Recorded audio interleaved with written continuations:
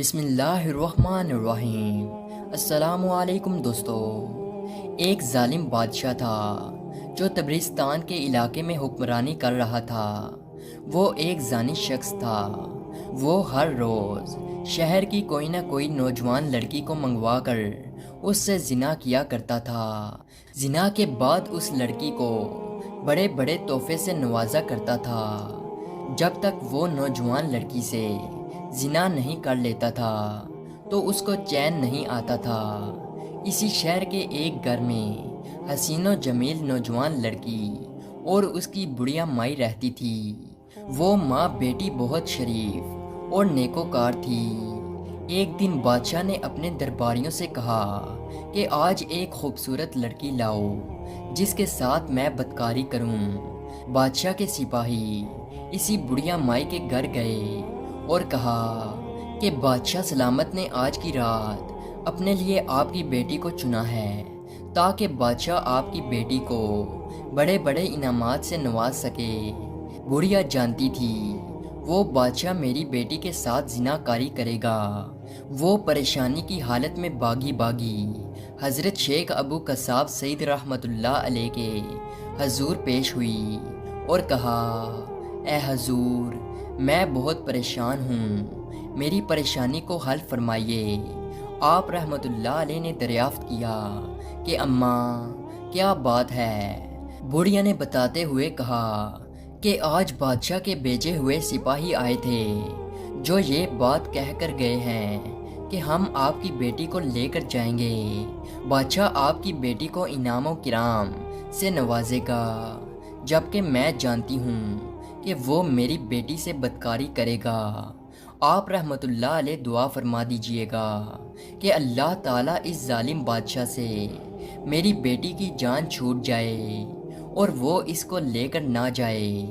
اس بری عورت کی بات سن کر حضرت شیخ ابو قصاب سعید رحمت اللہ علیہ کچھ دیر تک سر جھکا کر خاموش رہے۔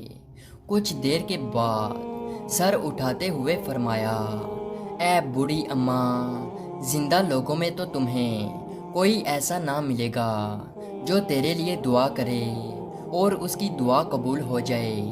تو فلاں شہر کے ایک قبرستان میں جا، وہاں آپ کو ایک شخص ملے گا جو تیرا کام کر دے گا۔ بڑھیا قبرستان پہنچی تو وہاں اس کی ملاقات ایک بزرگ سے ہوئی۔ اماں نے اس کو سلام کیا۔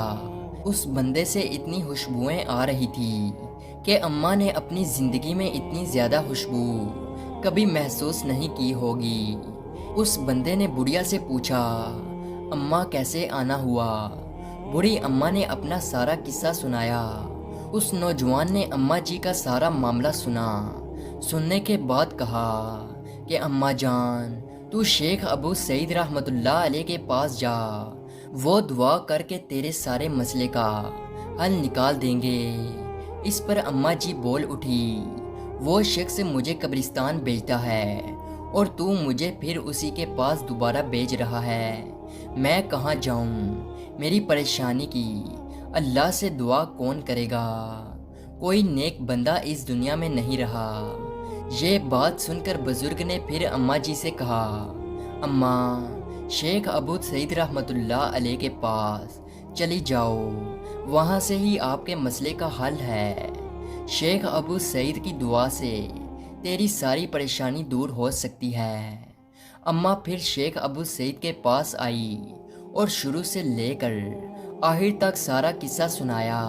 سارا قصہ سننے کے بعد شیخ ابو سعید نے سر جھکایا تو ان کا جسم پسینے سے تر تھا۔ پھر شیخ ابو سعید کی چیخیں نکلی۔ وہ چیخیں نکلتے ہی زمین پر گرے۔ اچانک لوگوں کے شور شرابے کی آوازیں بلند ہونے لگی۔ لوگ اونچی آواز سے یہ کہہ رہے تھے کہ بادشاہ فلاں بڑھیا کے گھر اس کی بیٹی سے زنا کاری کی نیت سے جا رہا تھا کہ راستے میں بادشاہ گھوڑے سے گر کر مر گیا۔ اس طرح اس شہر سے یہ ظالم بادشاہ کا خاتمہ ہو گیا۔